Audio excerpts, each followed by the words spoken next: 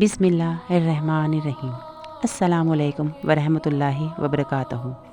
میں نور دین چینل میں آپ کا خیر مقدم کرتی ہوں، جہاں دین کی باتیں سادے لفظوں میں پیش کرنے کی کوشش کرتے ہیں تاکہ ہر بات دل تک پہنچ سکے۔ چلیے شروع کرتے ہیں آج کی حدیث نمبر 6۔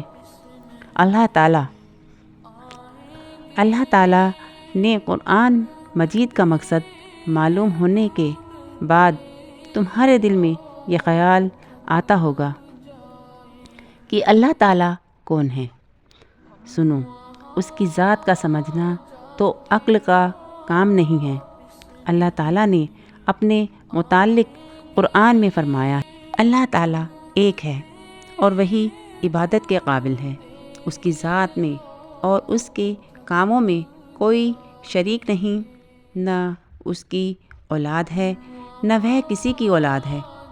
وہ آسمانوں اور زمینوں کا نور ہے، وہ ہمیشہ سے ہے اور ہمیشہ رہے گا۔ اس کو نہ نیند آتی ہے نہ اونگ۔ آسمانوں اور زمینوں میں جو کچھ ہے وہی اس نے پیدا کیا ہے۔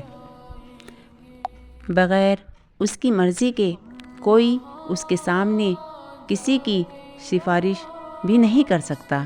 جو کچھ ہونے والا ہے اور جو کچھ ہو چکا ہے وہ اس کو معلوم ہے۔ آسمانوں اور زمین میں کوئی چیز ایسی نہیں جو اس کے علم میں نہ ہو۔ وہ اس کا انتظام کرنے سے تھکتا نہیں۔ آسمانوں اور زمین میں سے جو چیز ہے وہ اس کی تعریف اور پاکی بیان کرتی ہے۔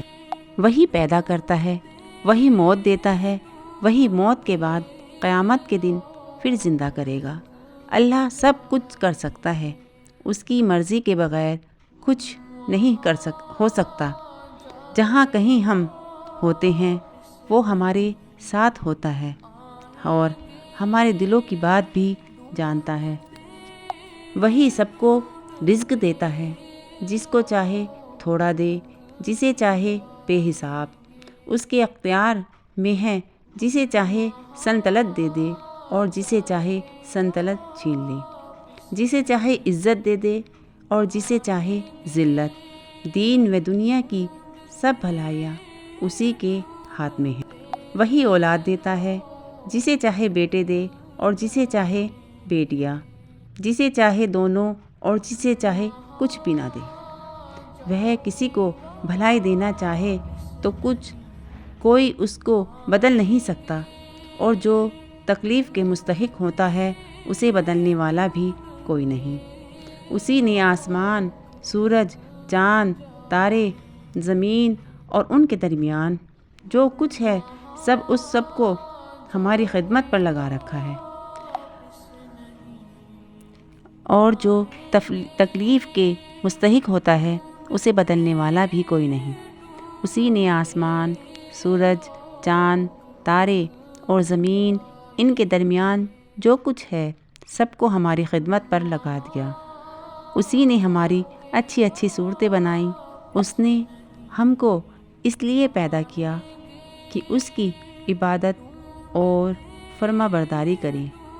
اس نے حضرت محمد صلی اللہ علیہ وسلم کو اپنا آخری نبی بنا کر بھیجا اور محمد صلی اللہ علیہ وسلم پر اپنا آخری کلام قرآن مجید نازل فرمایا کہ میں اس کی حفاظت کروں گا۔ ہم کو بتایا کہ ہم خود بھی قرآن مجید پڑھتے رہیں اور دوسروں لوگوں کو سمجھاتے رہیں۔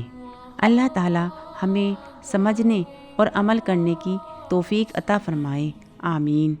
اگر آپ کو ہماری یہ حدیث پسند آئے تو نور دین چینل کو سبسکرائب اور لائک کر کے ہمارے ساتھ جڑے رہیں۔ اللہ تعالی ہمیں سمجھنے اور عمل کرنے کی توفیق عطا فرمائے، آمین۔ ملتے ہیں پھر ایک نئی حدیث کے ساتھ۔ اللہ حافظ، جزاک اللہ خیر۔